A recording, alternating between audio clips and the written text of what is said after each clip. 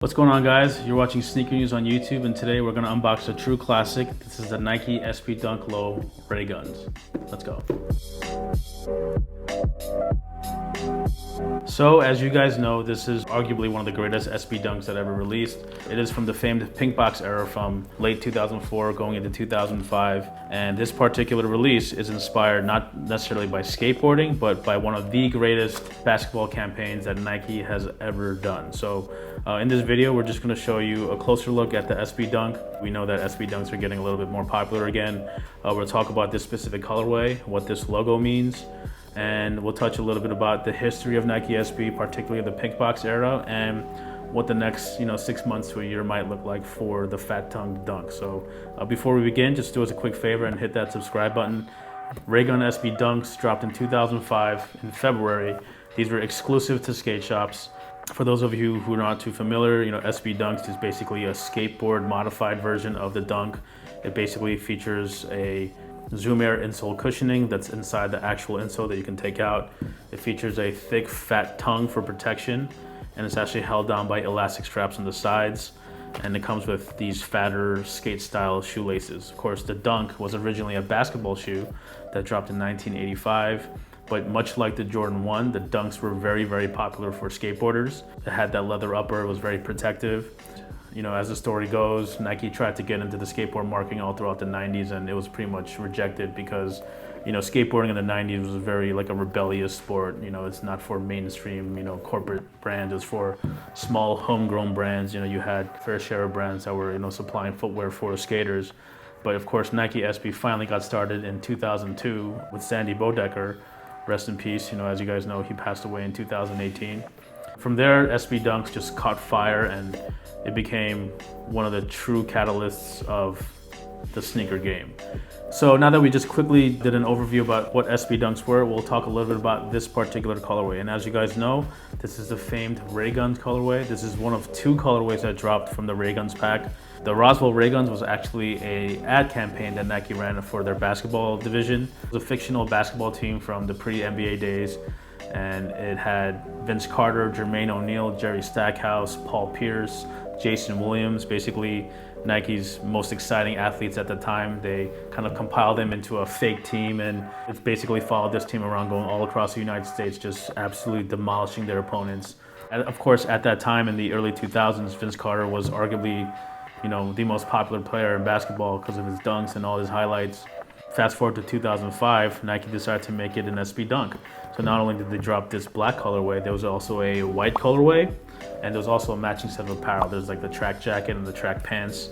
If you own the jacket and the pants, then you're, I guess, a true SB OG. This may be the black colorway, but this was technically called the home version, and the white version was the away version, which is a little funny. But full grain leather upper. It does have a pebble sort of texture to it, but the leather is actually firm.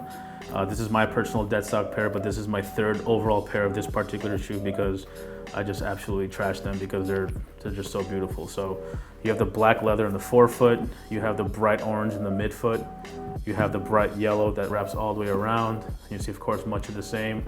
You have that Nike on the heel, and you have the green Roswell Rayguns logo. And if you guys can recall, they revived the Roswell Rayguns logo in 2013 for the NBA All-Star Weekend. There's although Area 72 pack, which most of us would like to forget. It wasn't very well done, but they definitely remembered the Roswell Raygun character for that pack. All SB Dunks and a lot of Nike SB shoes had completely removable insoles. You can actually see the Zoom Air cushioning embedded in the heel. So basically, the insole is where all the cushioning is. The Zoom Air in the heel, you have this foam in the forefoot. And a funny thing is that a lot of Nike SB footwear, not the Dunks, but like models like the URL and the EQ and the Zoom Team, a lot of them hit outlets because they didn't necessarily sell well. So what people used to do was they used to like steal the insoles because the insoles on SB Dunks are ridiculously comfortable. They're very comfortable. It has that Zoom Air, and you could pretty much slip it in any shoe. It was pretty much the OG gel insoles. If you don't remember, SB Dunks came with a second set of shoelaces in an attached shoelace bag. And if you're shopping for SB Dunks on eBay or wherever, this is what true dead stock means if the lace is still attached. So a quick note about the tongues, of course, one of the signature details about the SB Dunk is the fat tongue.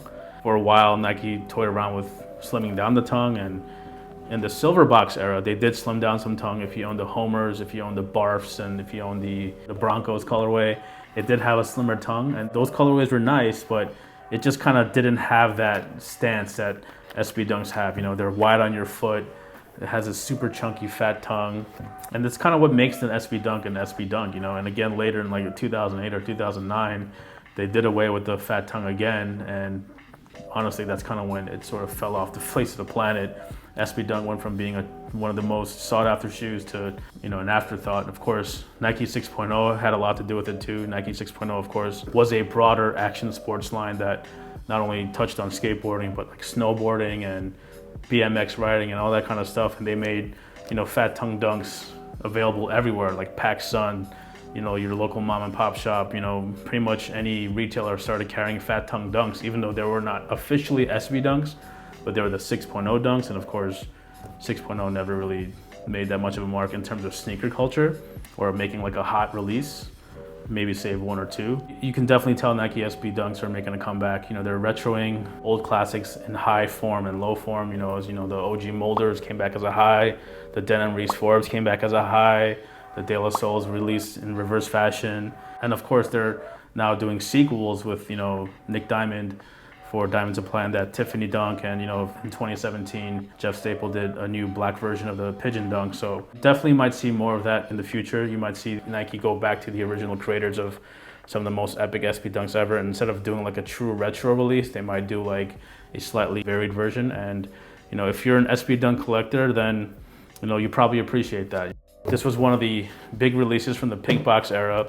The pink box era is definitely not the most important era from Nike SB, but it was probably the time when the most people were into SB. And there were so many great pink box SB dunks. Of course, there are the Pigeons, you got the Tiffany's, you have the De La Souls, you have the Boca Juniors, you have the Mochas, you have the Vapors, Uncles, you have all that good stuff. So the pink box era definitely deserves a lot of credit for what it contributed to sneaker culture.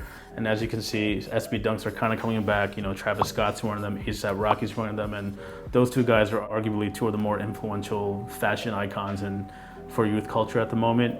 And you can even tell that SB Dunks are kind of going up in price. SB Dunks were a big part for many sneakerheads who are still in it today or who may not even be in it anymore, but they're getting back in the game just because they want SB Dunks.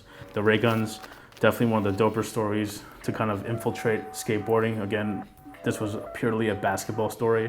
Of course, the dunk was a basketball shoe, so it's not totally like out of nowhere. You know, I remember when I first saw these were amazing. I personally drove 1 hour to Crutco Skates in Rochester, New York to buy them off the shelf. So these weren't even like camp out worthy. It depends on where you were, of course. So another nice tribute that they did with this shoe, they brought back the colorway for the Nike Kyrie 3 of all shoes. You know, Nike is very adamant about letting you know that Kyrie Irving loves skateboarding. We all know that at that point.